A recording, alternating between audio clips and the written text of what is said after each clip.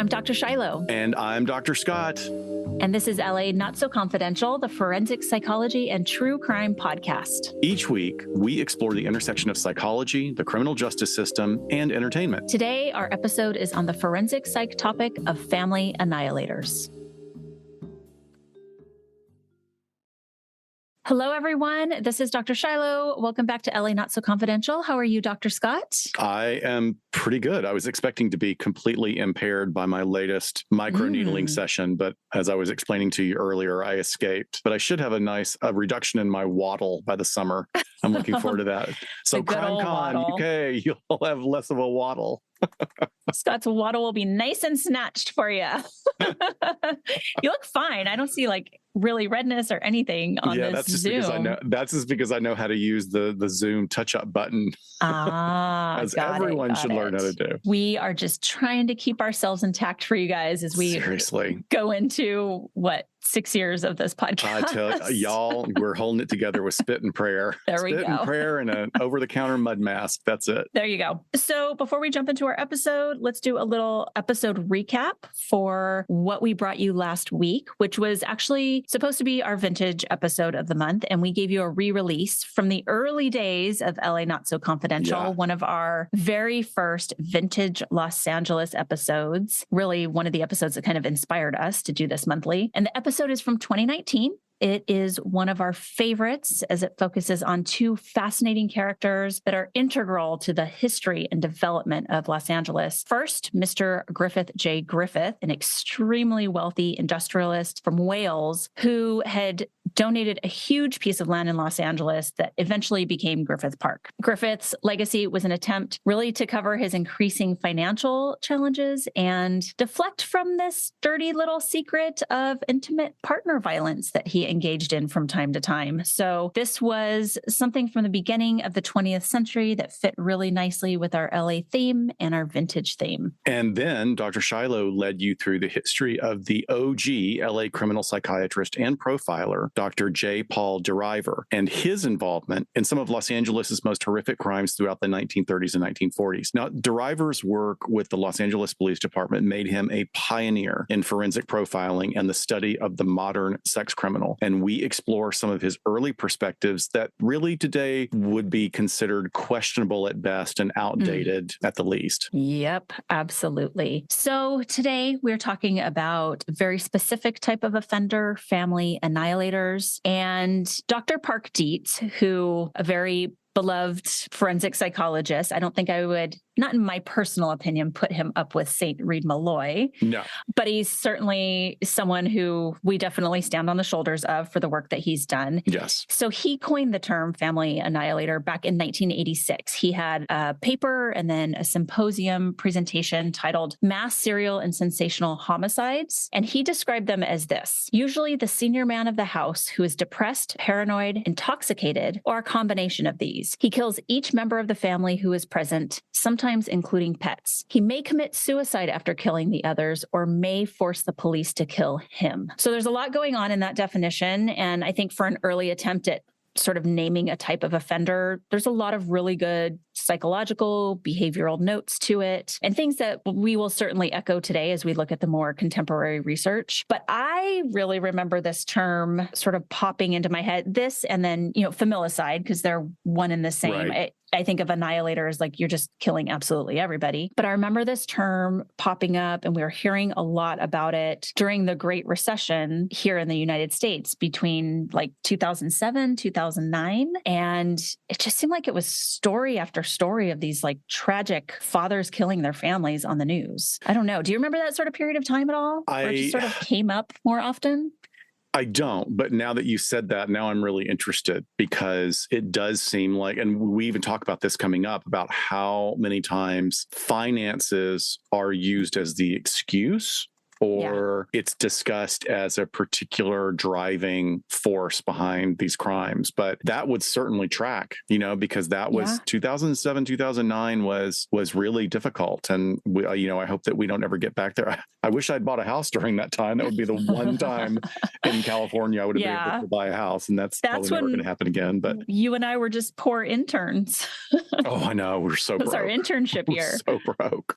Oh my gosh. But let me give you a trigger warning. In today's episode, we're going to be talking about the murder of children by a number of means, including traffic collisions, strangulation, gun violence, stabbing, as well as the murder of other adult family members. So this phenomenon of the act of murdering the entire family, as we said, is often associated with financial or emotional strain, mental health problems, or revenge. Family annihilators often plan out the murder for weeks or even months in advance, and they may use a wide variety of methods that are rarely subtle and that are predominantly violent. And clearly, we would all understand this. The aftermath of these crimes can absolutely leave a community reeling with shock and disbelief, as it's challenging for us, even in the true crime genre, to fully come to terms with someone killing their loved ones without any apparent reason. Although with a little digging, it is clear that those reasons and drives exist. And we'll talk about those today. Certainly, like you said, for those of us steeped in some of this, it still is the most shocking and just does not sit well with us at all. So yeah, I think it's just because of the intimate and personal nature of it. Of course, of course. So just some few brief examples here. Well, I mean, we have the Murdaugh murders, right? A very hot off the presses case involving a pillar of the community and father, Alex Murdaugh, who was just found guilty for murder of his wife and his son, as well as injury to himself, to cover for some of these things we're talking about, these out of control finances and shady dealings. That was obviously a very wild one that's at the forefront of everyone's mind right now. Yeah, and it's still in motion. I mean, while it has been adjudicated, there's still things that are going. I'm sure there are going to be appeals. There's going to be a lot of talk about all the evidence that couldn't be talked about before will come out. As I've said in previous episodes, the podcast that really messed me up for a very long time was the first season of Cold. And that is the case of the missing Utah wife, Susan Powell, and then the subsequent murder-suicide of her husband, Josh Powell, and their 2 young children in 2012, as well as a deep dive into the incredibly disordered family that Josh came from. And I think that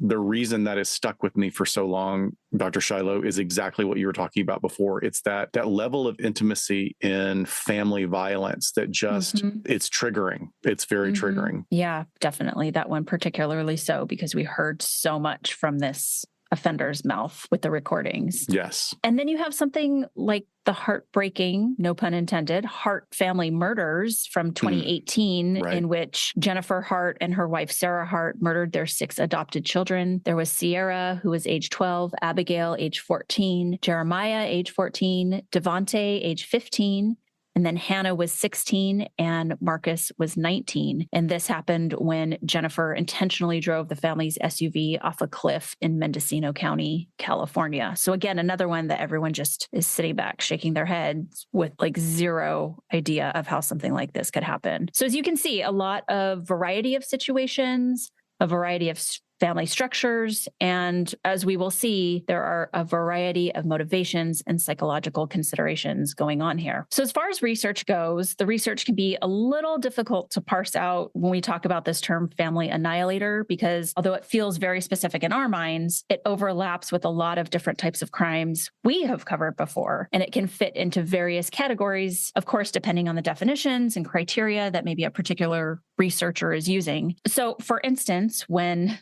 said Saint Dr. Reed Malloy publishes his research on mass murderers, one of those subcategories that he refers to under that big umbrella is family annihilators. But I think for today, you and I have found sort of a digestible way to address it on the show and just kind of break all of this research down. Yeah, but that's a really great connection you're making there. So we're starting off with Part Dietz, decades ago, coining this term, and then Dr. Malloy continuing with that sort of paradigm and integrating it into a larger context of mass murder. So I think that's really important for our field to make sure that people understand that there's a carry through and that these particularly high level experts do rely on each other's research and writings in order to move their own research forward. So is there a difference in the profile of a murderer who commits suicide after killing their family versus one who does not harm themselves? And the recent case of Alex Murdaugh, of course, comes to mind, where he allegedly arranged for someone to kill him for insurance money after murdering his family, but ended up only getting injured. Yeah. So when we look at this sort of murder-suicides versus murderers, wiping out their family and staying alive. There is some research here. Louis Schlesinger is a professor of forensic psychology at the John Jay College of Criminal Justice in New York, and he offers a perspective to shed light on the psychology behind these crimes. He explains that often the killer will initially plan to take their own life after killing their victim, but the intense emotions they experience during the act of the murder can be enough to satisfy their desire for that quote unquote release. Oof, man. Yeah, going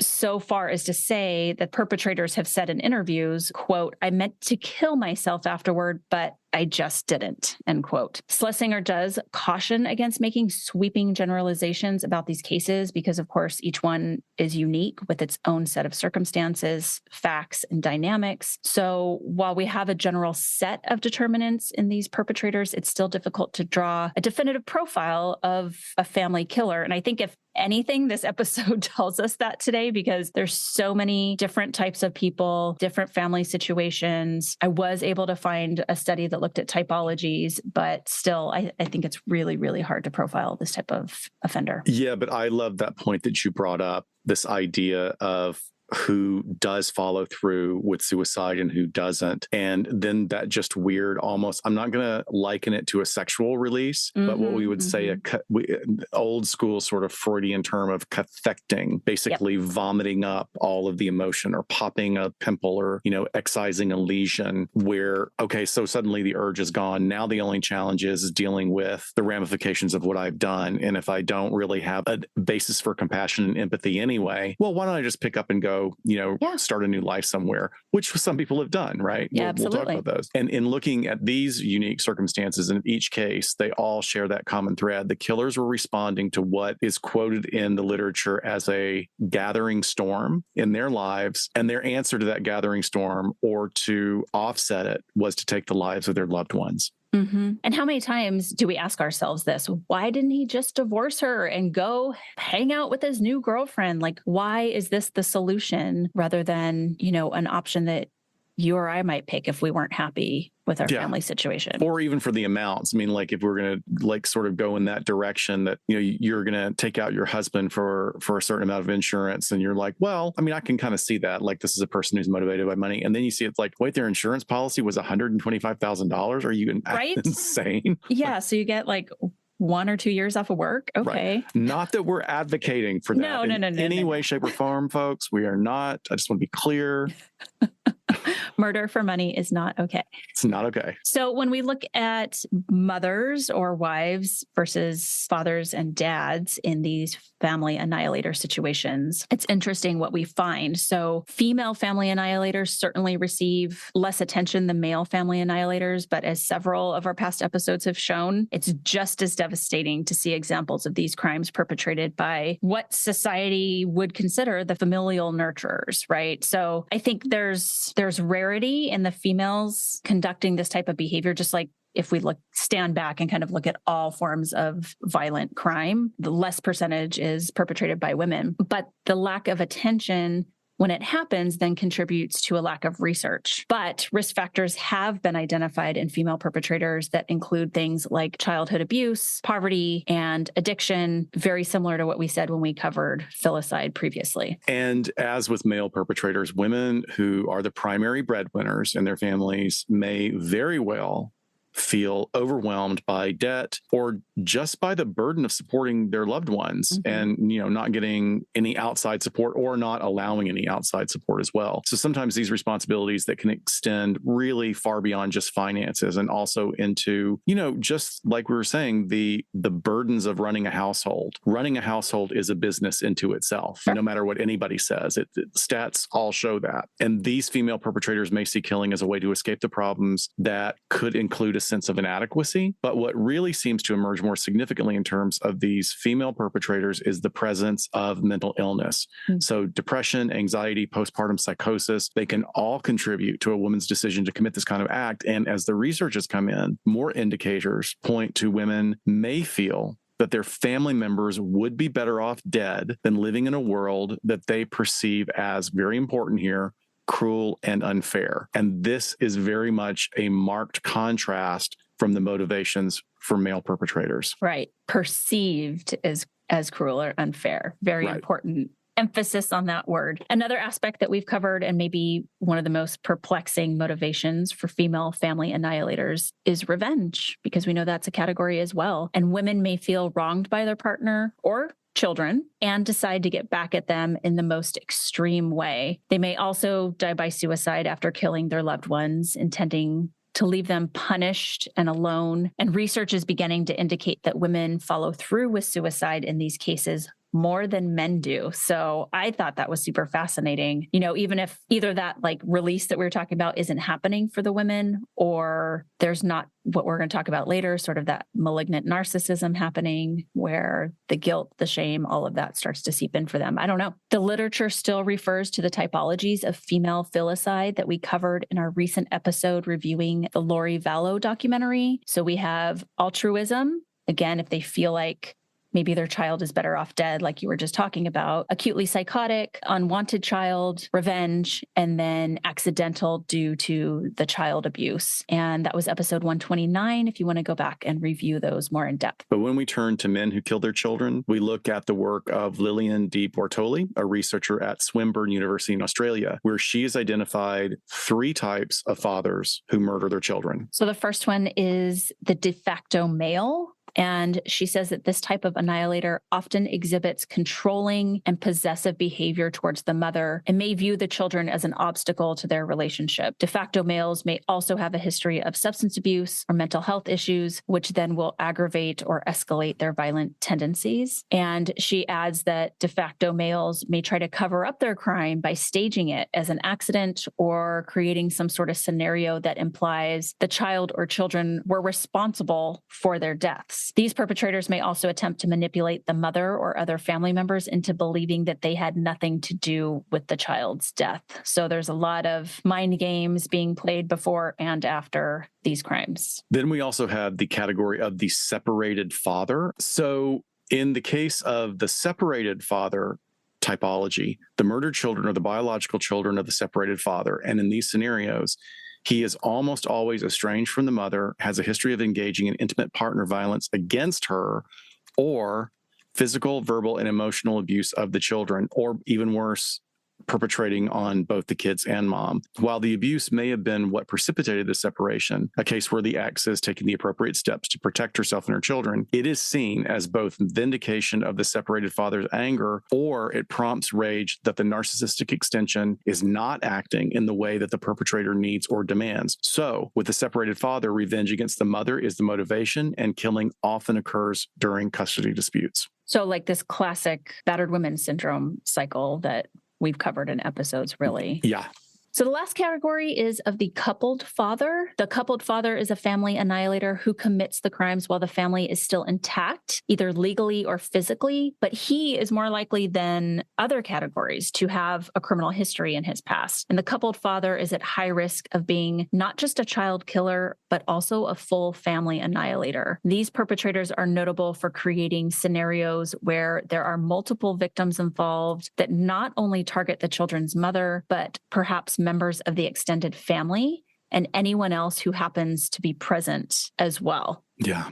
That's scary. So in all these categories, it is probable that the perpetrator has underlying mental health issues that make them susceptible and vulnerable to negative emotions such as rumination, rage, and obsession. And they're also highly unlikely to have any real substantial coping skills for the presence of these negative emotions. Therefore, these emotions can build up to a really dangerous level, leading to what can be described as a critical mass that results in violent behavior. Again, as we have said many times on this show, mentally ill individuals are much more likely to be the victims of crime rather than perpetrators, but we're drilling down into a very slim, thankfully slim subset of violent perpetrators with the presence of mental illness.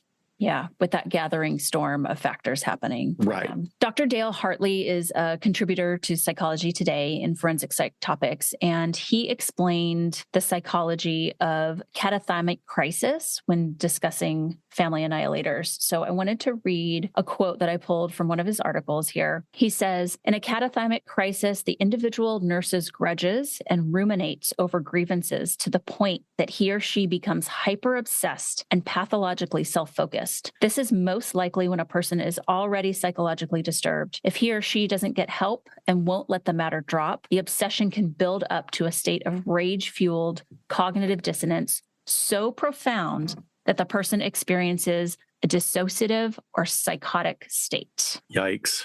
Yeah. So I think, as we've discussed when we did our episode on mass casualty event perpetrators and their overlap in history of intimate partner violence, that's why I wanted to touch on this, because you have that grievance, that fixed mindset, as well as the piece of acting out against the family. So I just found that little tidbit interesting. You're really hitting on something fascinating and terrifying when we're talking about that term that he uses in that quote, rage-fueled cognitive dissonance. So, cognitive dissonance being the mental gymnastics that you and I usually refer to. Right. So the ability in those moments of disinhibition to be able to justify perpetrating acts of violence, because in that moment, this is all that makes sense. This is absolutely what is justified in doing, which is really terrifying, because for those that have a predisposition for that, you cannot predict what the behavior is going to be. But I'm just wondering if you're slipping that in because you think I have another diagnosis. Is that me that we're talking about? This one does not fit for you, I promise. Hopefully. No. I'll just go and cathect my anger and rage somewhere else. I'll go read comic books or watch sci-fi. Yeah, just get fixated, hyper fixated on that. Okay.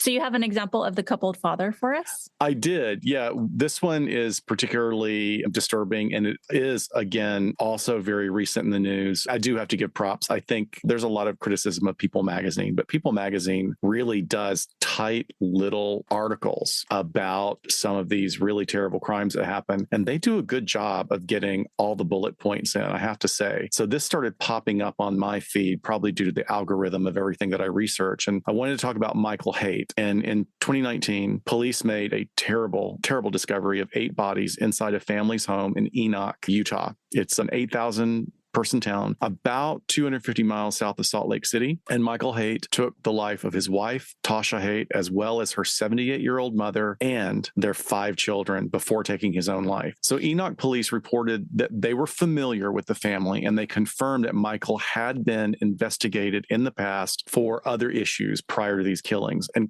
clearly, this implies that Michael's tendency towards violence was noted by authorities long before any real action was taken. So 2 years after an incident with Child Protective Services, Haight annihilated his entire family following Tasha, his wife's, filing for divorce. So right there we see the pin, the linchpin is being pulled out for what he may perceive as his ability to control the situation or his support system. And as more history is revealed by collaterals related to the case, this profile starts to emerge of a man who really saw himself as a strict authoritarian patriarch. He was aggressive, impulsive, and clearly disinhibited when it came to physically assaulting his eldest daughter. Other sources in our research revealed that he was likely paranoid and jealous, leading him to spy and monitor his wife's electronics in order to read her text messages and monitor her. Other sources report that he was specifically looking to see if she was airing dirty laundry about the family. So there was a real issue of shame there of like, this is my business. I'm a good, righteous, upstanding religious Mormon person. I'm justified in being the leader and the guide for this family. Don't talk about our secrets, right?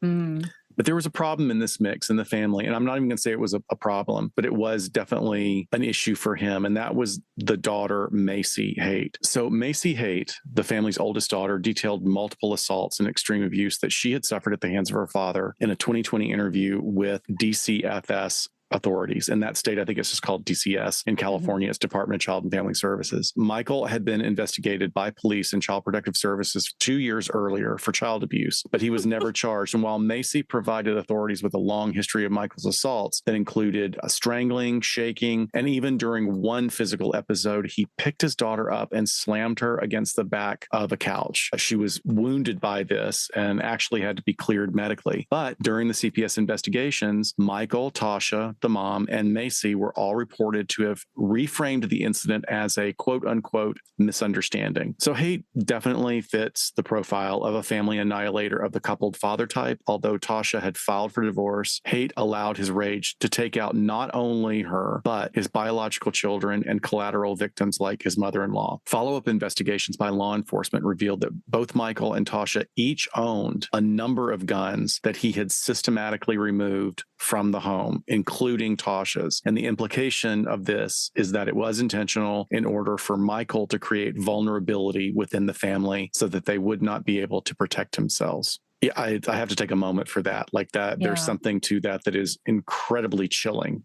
In spite of all the crazy stuff we talk about, that is really, really chilling. And interestingly enough, a wildly strange and completely inappropriate obituary notice for Michael Haight described him as he made it a point to spend quality time with each and every one of his children with no mention of the killings. And thankfully, that was only up for several hours before somebody yanked it down. But I can't even really wrap my mind around who would have had the balls to do that. It almost feels like it was a troll. Or, God, that is so weird. I wonder if it's just, a family member that doesn't know what the hell to write. But it's a really good option not to have an obituary for somebody. That's okay when they have or wiped seek their family counsel. out. Like, yes, call the newspaper and say, hey, I got this terrible. Yeah. Oh my gosh. Well, I'm just like, I don't know why, I'm just putting two and two together, but realizing that with my second officer involved shooting when I was on the job, I mean, we really interrupted an attempted family annihilation because with our case, this guy had gone to his ex-wife's mother's house where the ex-wife and the daughter were, and I think some other, at least the ex-wife's brother and some other people, and their child that they had together, he actually had his friends take away from the location, essentially kidnapped her. She turned out to be fine after all of this, but he had zip tied everyone in that house and was going to assassinate every single one of them when he let one of them use the restroom. And that's when he called 911. And that's what we walked into and showed up to, just thinking it was, your run of the mill, just some kind of routine 911 hang up call, so that's, nobody died in that situation, but that's certainly what was going to happen. I didn't even think about it in that term. It's crazy. So I want to discuss typologies that were proposed back in 2013 here. And this is really the only study that's been done of its kind, and from which a lot of other articles will reference. I do want to say there was a thesis done more recently here in the US that I read. I didn't think it was particularly good, so I'm not going to cite it. And I also didn't like the language that they used, as far as feeling like their typologies they came up with were a little mental illness blamey, if you will. Not good. So I decided to skip that one altogether. I'm like, it's just a thesis, whatever. So we'll go with this one, which is really the lasting one. So, but a caveat here, this was just done as far as cases in the UK. So we'll get into that. But Professor David Wilson, he's the director of the Center of Applied Criminology at Birmingham City University, and the primary author on this research, in which they basically analyzed archival data on British family annihilators from 1980 to 2012. So a lot of cases to pull from here. And here's just some notable findings before we get into the typologies. Obviously, they found this is an overwhelmingly male crime. So 59 of the 71 cases that they found were men. Over half of these men, 55%, were in their 30s.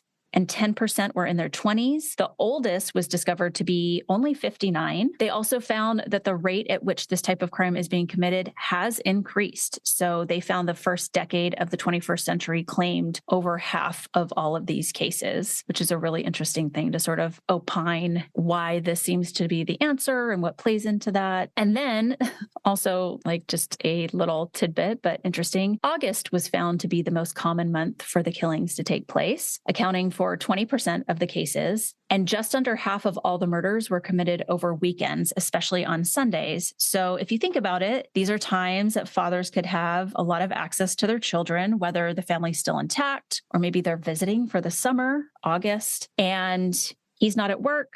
They're not at school. And for those who are separated, often the case is that, you have to sort of hand the children back to the mother on a Sunday at the end of the weekend. So when you get into all that child custody dispute stuff, this sort of tracks. So, stabbings and carbon monoxide poisoning are statistically the most common murder methods, and the majority of murders were found to take place in the home. 81% of the men attempted suicide after the act, which refutes the traditional idea that family annihilators may force the police to shoot them, as Park Dietz had included in his original 1986 definition. There were no recorded cases of standoffs with the law. That's fascinating to me. Not one. Yeah, that's really fascinating. Because that would have been in the news. Absolutely. Absolutely, it would. And also refuted was the idea that murderers may be unhappy or frustrated men with a long history of failure. So even though we're going to give you an example a little bit later of someone who actually did have a long string of failures, 71% were employed with occupations that included from being surgeons and marketing executives to postmen and law enforcement professionals. All right. So on to the proposed typologies. They came up with 4. So the first one is what they termed self-righteous. And these, every definition that we're going to read here is just pulled exactly from the research. They say that self-righteous is the killer seeks to locate blame for his crimes upon the mother who he holds responsible for the breakdown of the family. This may involve the killer phoning his partner before the murder to explain what he is about to do. For these men, their breadwinner status is central to their idea of the ideal family. And then you have the disappointed category. And Wilson and his partners say that, quote, this killer believes his family has let him down or has acted in ways to undermine or destroy his vision of the ideal family life. An example may be disappointment that children are not following the traditional religious or cultural customs of the father. Interesting. Very glad to have that one specifically written out. This also leads into the next one called anomic. And the quote states, in these cases, the family has become firmly linked in the mind of the killer to the economy. The father sees family as the result of his economic success, allowing him to display his achievements. However, if the father becomes an economic failure, he sees the family as no longer serving this function. Wow. Paranoid. So here's another typology. Those who perceive an external threat to the family, and this is often social services or the legal system, which the father fears will side against him and take away the children. Here, the murderer is motivated by a twisted desire to protect the family. Again, all of these things, especially anomic and paranoid so far, having a lot of strong narcissistic qualities, like, really internally based, my wants, my needs, lack of mirroring compassion and empathy for his family members. Yeah, this one, I just think of Josh Powell, like CPS is literally knocking on the door as he's exploding things inside the house. Yeah. Horrible. So these authors concluded that in all of these cases, masculinity and the perceptions of power are really at play in the background of these crimes. And this quote totally nails it. The family role of the father is central to their ideas of masculinity, and the murders represent a last-ditch attempt to perform a masculine role. Boom, mic drop. Yeah. So funny, we have so much debate today about this term, like within the incel community and within the manosphere of the alpha male. And the guy who coined the term alpha male has come forward waving his hands going, that's actually not a thing, guys. That's not, you've completely misinterpreted it. That's not what we meant at all. It's not.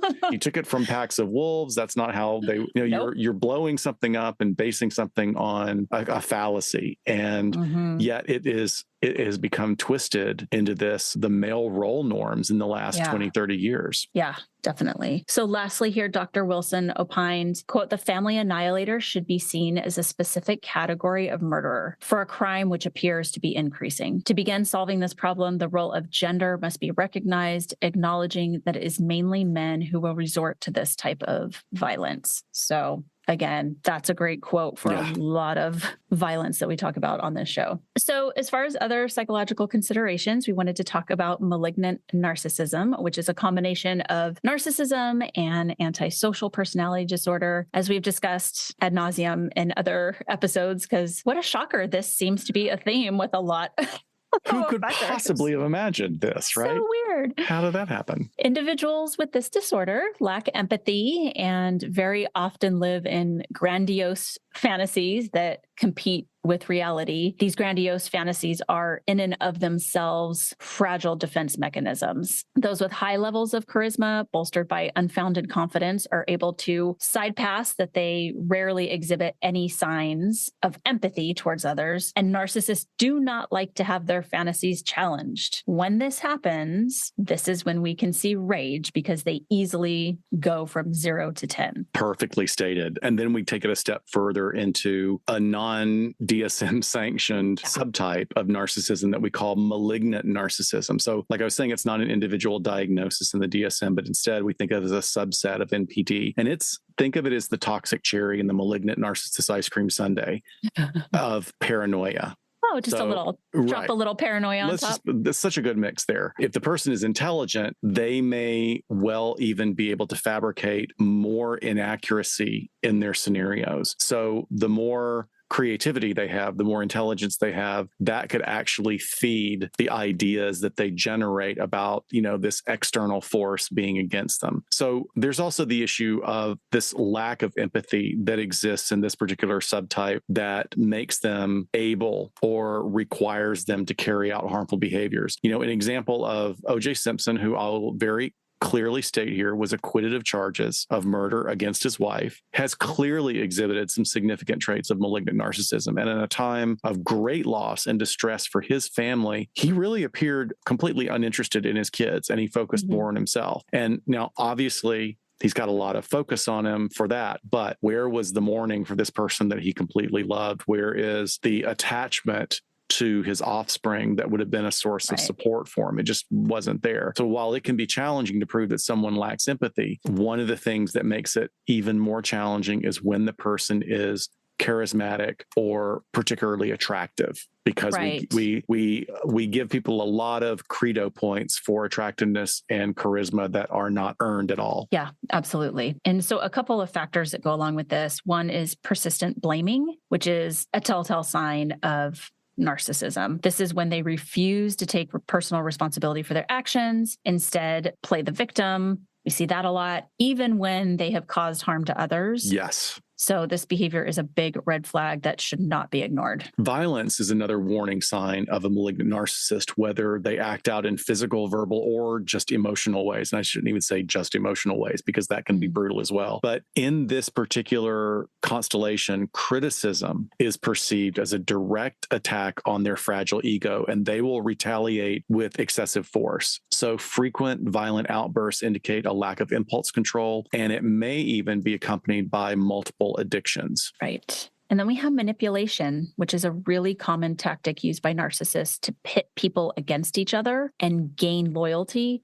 This loyalty often results in isolation, leaving the victim feeling alone and vulnerable. And it's important to recognize these manipulative behaviors and take action to protect oneself when you finally start figuring out that this is going on, because sometimes it can take a while because they're so good at all of this, unfortunately. Yeah, I mean, we've talked about this in a lot of different iterations, and this is a very much a recurring theme in the true crime genre when it comes to domestic violence or intimate partner violence, is how behavioral drift and boundary drift starts to happen on the part of the partner who is being battered. It's like, well, it's usually okay. This is just a bad day for him or her. It'll get better. And you just suddenly drift away into this no man's land of emotional, physical, and verbal abuse. FBI former supervisory special agent Lance Lysing, regarding Jason Hudgens, the family annihilator who killed his wife and 2 kids in Phoenix, Arizona, he asserts very strongly that rage and passion toxically intersect in the minds of these killers. Ooh, I like that. Rage and passion toxically intersect. He states, quote, irrationally in their own mind, they think they're doing their kids a favor by ending their lives because they don't see a future for them. In this particular case, Jason's wife, Marla, had struggled for years with infertility challenges to finally have her own biological family. And Agent Leasing states that if he was so angry at his wife that he wanted to take away everything that she loved, everything that was good to her, she probably loved those children above all. So taking those children away was just another act to get back at the wife. This is brutal, but so accurate and so important to this particular discussion, because Leasing's statement that you shared, the first part of the sentence, irrationally in their own mind, they think that they're doing their kids a favor by ending their lives because they don't see a future for them. So he's saying, I'm going to end my kid's life because I don't see a future for them. So if we frame that within the paradigm of narcissism, a narcissist does not see other people's needs as separate from their own. So if this father is saying, I don't see a future for myself here, then certainly my children are not going to have a future because they are me, they are my arm, they are my narcissistic extension, they're my narcissistic source. I think that's what makes it particularly brutal and complex. Yeah, that's very, very insightful on his part. And, I think your first tendency would be to go, oh, he doesn't think the mom's good enough, so he doesn't see a future for them. But it's actually what you just said. Exactly. That he can't see beyond himself. Right. And that's spilling over. And they may very well be threatened by the wife's competence or her ability or the love that she gets reflected back from the children. Yeah, definitely. So I think everyone probably listening right now is saying, where do the Scott Petersons and the Chris Watts of the world fit in? The men who kill their families and have this other relationship on the side, right? Seemingly wiping out their family to start fresh with this new life. You think we put them here under malignant narcissism? I mean, not that this is a typology and we're just conjecturing here. I'm going to say in this malignant narcissism Sunday, there's some strong flavors. I am making a diagram of a malignant narcissism Sunday for our social media. To. Yes, get on Canva, get going on that. I think it's hard to. I mean, there's those particular two that you used as examples right there are so specific and so similar. There's such a huge overlap in their, supposed devotion and their presentation as being the upright family guy and yet carrying on in the background. I don't know if it's malignant narcissism or it's just regular like run-of-the-mill narcissism and something else. Malignant just seems more vicious on a consistent level. Like when we talk about hate, Michael Haight had a history of abuse and manipulation and, in all forms to all members of his family. Whereas Scott and Chris seemed to hold it together. And then, although we never like to use the word snapped, there was an inflection point where they turned. Well, I mean, they're definitely coupled fathers still. So they fit up there when we talk about those breakdowns. And I'm just looking at these other typologies. And I don't know, I think they are just so unique and just so self-involved, which you can be super self-involved your whole life, still get married, still have kids, not be a quote unquote like bad guy on the outside. And then I guess get to the point where you're like, time to get rid of my family. And there's also definitely have what I want. In both of those examples, I would say that there's a lack of empathy. One of the things that, and this is my quasi-professional, very heavily personal observation, is that both Scott Peterson and Chris Watts had very little effectual presentation in their eyes. Basically, that's a pseudoscientific way of saying they both had shark eyes. They both had like almost Botox, very little expression, not a lot of, nothing wrong with Botox when it's used appropriately. and judiciously. But no, you know what I'm saying? Like it's shark eyes where there's just like there's a smile on the face, but the eyes don't move. And you see a lot of that in those two individuals. Yeah. So I don't think there was a lot of empathy. I don't think there was a lot of compassion. I think there was a lot of imitation. Mm-hmm. Good point. But let me give you a couple of other examples here. We have one that goes all the way back to 1971. This is something that had a very interesting outcome and really is one of the more obscure cases. But in 1971 in November, a really gruesome crime just shook this very affluent town of Westfield, New Jersey. Very affluent section of town. In fact, I think Westfield, New Jersey is where that other Netflix docuseries about the guy who's the Watcher. Oh, yeah. Yeah, he's been writing letters to people, or he or she has. Anyway, Westfield, New Jersey clearly has a lot of weirdos in it. Anyway, John List at that time was 46 years old. He was employed as an accountant, and he shot and killed his wife, his mother, and his 3 children in their what is reported to be an opulent mansion that was just 16 miles west of Manhattan. So these killings were methodical, with List even taking a lunch break between each murder. He then lined up the bodies of his victims on sleeping bags in the ballroom of his home, except for his mother, because she was too heavy to move, apparently. And he had been fired from a series of jobs and was facing foreclosure on this enormous, magnificent home. And prior to leaving, and supposedly in preparation for his suicide, List left behind a letter for his Lutheran minister confessing to his crimes and saying that he killed his family due to both financial problems and the belief that his children were beginning to succumb to world influences that resulted in them losing moral and religious values, and that he asserted that he could not have his family being on welfare. Yeah. So interesting. Actually, in The Watcher, they have John List as a character who, in Ryan Murphy's mind, kind of made it so like he lived in that home previously. Oh. Then kind of came back and fucked with the family a little bit. So he's one that they're like, is this guy sending the letters? Ryan uses a lot of creative license, as it were. I know. But yeah, the sort of one of the like the storylines throughout it is that also he is very fixated on his daughter, like becoming, you know, kind of like slut shaming her, like getting out of the church sort of life and being influenced. So this tracks. But I think this comes back to a lot of what we're talking about before when we're looking at Dr. Wilson's work of this theme of masculinity and control of the family and being the breadwinner. And when you start losing that control, when your kids become a certain age and other influences infiltrate their brains, like happens in life and helps us develop, that was just too much for him. But I also wonder about, you know, kind of this discussion point you have here on the topic of shame as well, and how that comes into all of this, especially a really tight-knit community, and how he feels like he might be being reflected. Yeah. I mean, narcissism at its root, if we're not going to kind of spring off into malignant narcissism or toxic narcissism at its root is a defense mechanism that affects people with a predisposition to a personality disorder. Like there's a makeup that happens that makes them perceive the world differently. And one of the things that can really contribute to narcissism is being the regular Joe in a family that's actually full of very talented people that can, you know, so this defense mechanism is built up so that the person has some kind of foundation, but then unfortunately it gets wildly out of control. Again, in this example of List, the thing that interests me is that he asserted he could not have his family being on welfare. To me, that's him saying, I will not be on welfare. Yeah. Right. Yeah. Because it's shameful.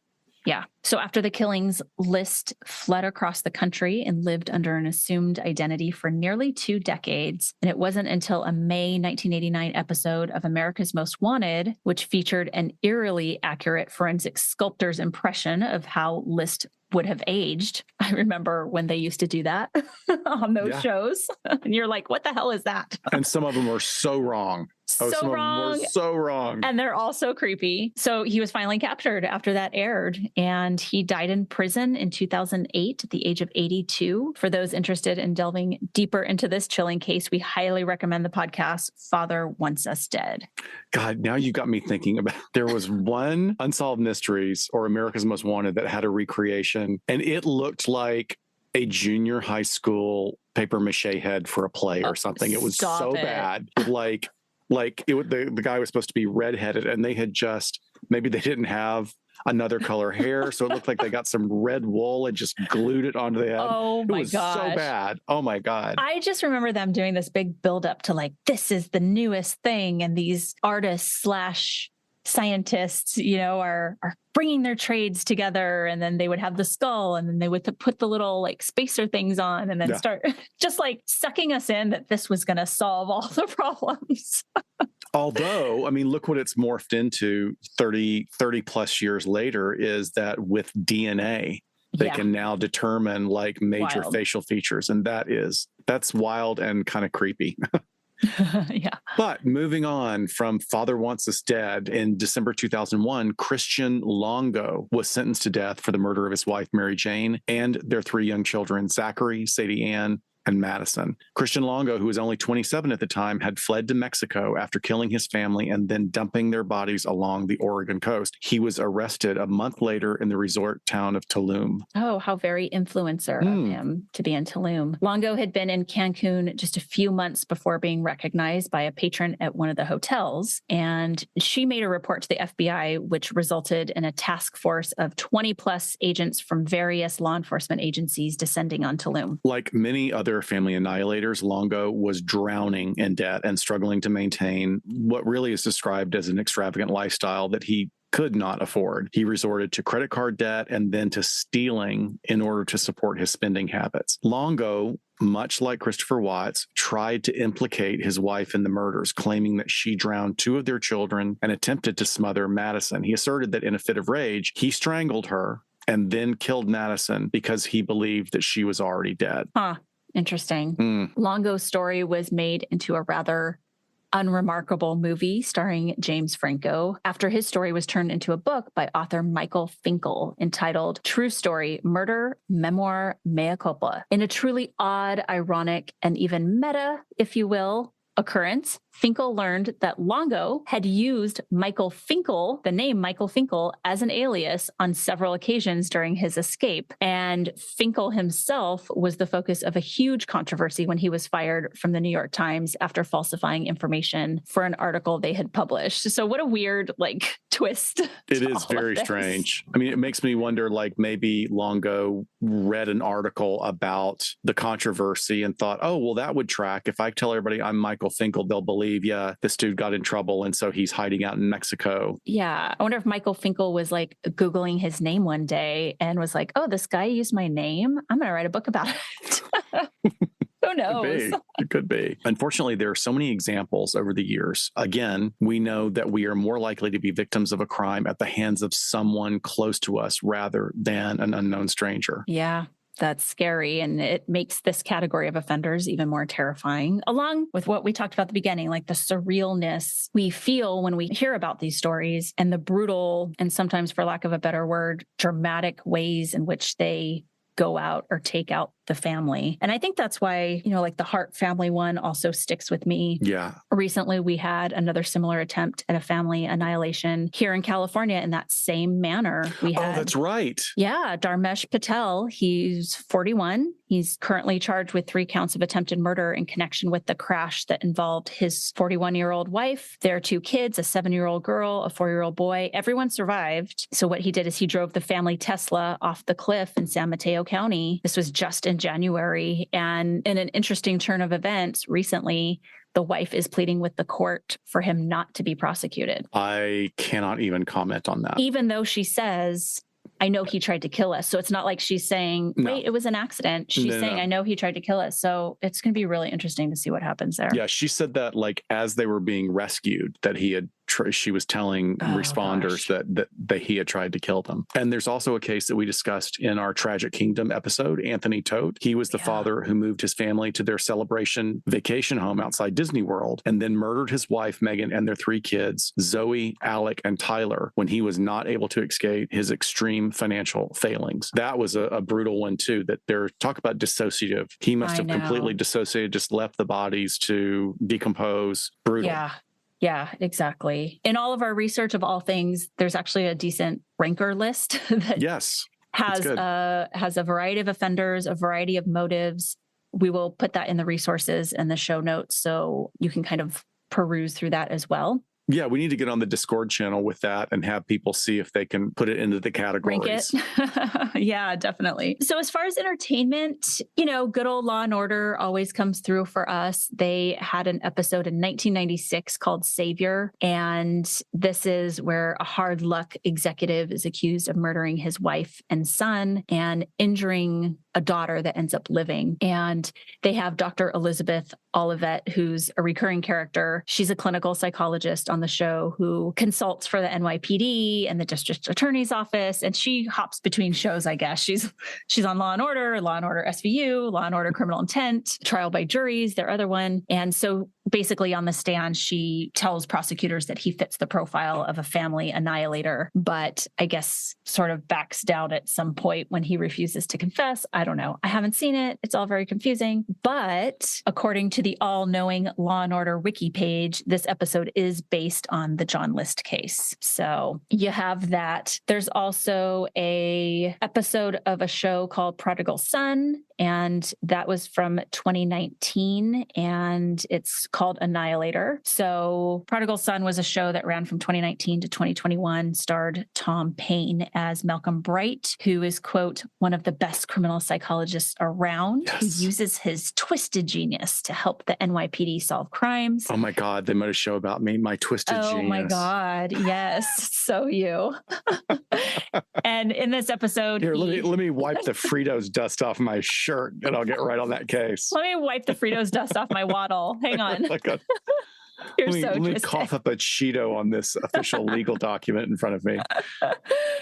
Oh, man. Dr. Scott, you're so much well put together than that. So he helps NYPD investigate a number of crimes. But in this case, there's this rich family that is murdered by possibly a family annihilator. So, and then there was a film that our good Patreon member Bridget just reminded us of. I know, and you didn't. You were like, "Wait, is this what?" And I'm like, "No, it's the one with Terry Quinn."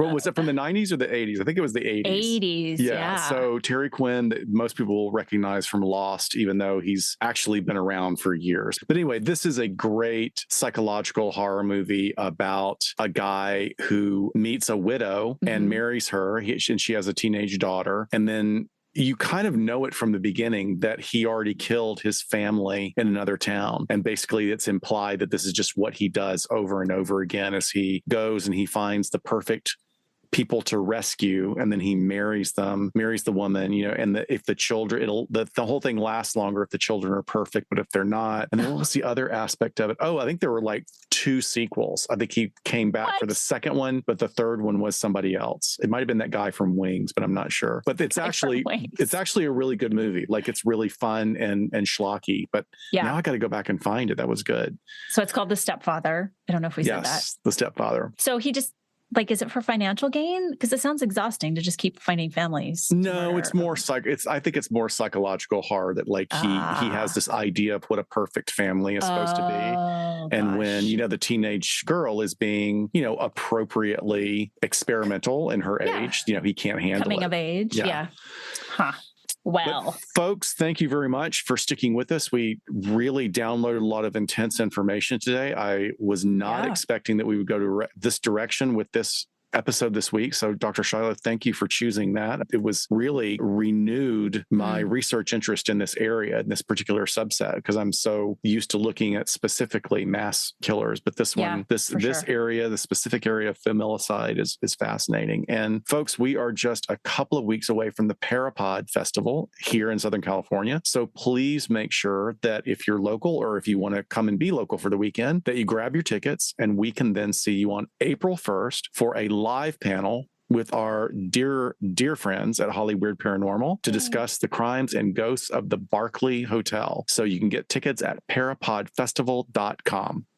Yes, this is their very first one. So we're super excited to be there, and hopefully many more to come. And then just to get ready, folks, for next week, our documentary review episode is going to be on the Netflix film Long Shot, which is my favorite true crime documentary. It's very hard to pick. It was between 2, and they're so different. So this is the one I chose as my number one. It's got LA as a beautiful backdrop to it. Baseball, what more could you want? Hollywood twist to it. So we're very excited to review that for you. And Dr. Scott, you're going to have to think of what your all-time favorite is. Yeah, that's weird, because I think one of the reasons that The Long Shot is so great, without giving anything away if you haven't seen it, is that there's resolution. There's this is one of those that you actually have a sigh of relief at the end. And absolutely, I can say that's why I can see it would be your favorite. So that's just harder for me, because most of the ones that I've seen are don't have good endings. That's okay. Unfortunately. Get to thinking, and we'll dig back into the archives if we have to, because this one is 2017. So it's an old one. But anyway, we will have that ready for you next week. And until then, we'll see you next time on LA Not So Confidential. Bye, folks. guys. Bye.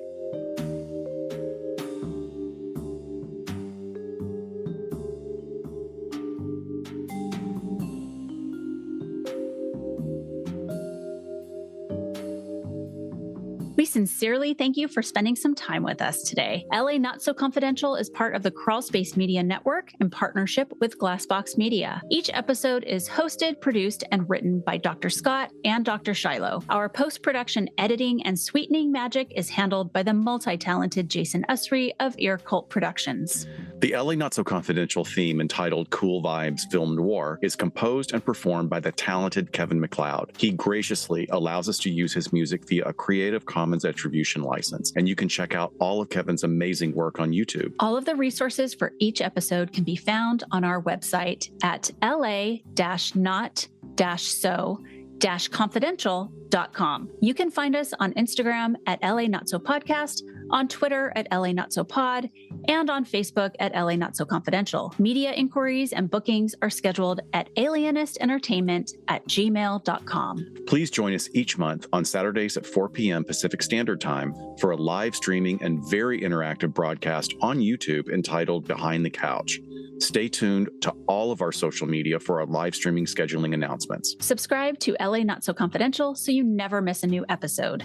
And lastly, we'd be honored if you joined our Patreon at patreon.com/LA Not So Podcast. With a subscription, you get an ad-free listening experience, and you'll be the first notified about upcoming live events, social gatherings, and super cool swag coming your way. Thanks for listening, and join in with us next time on LA Not So Confidential. Bye, folks.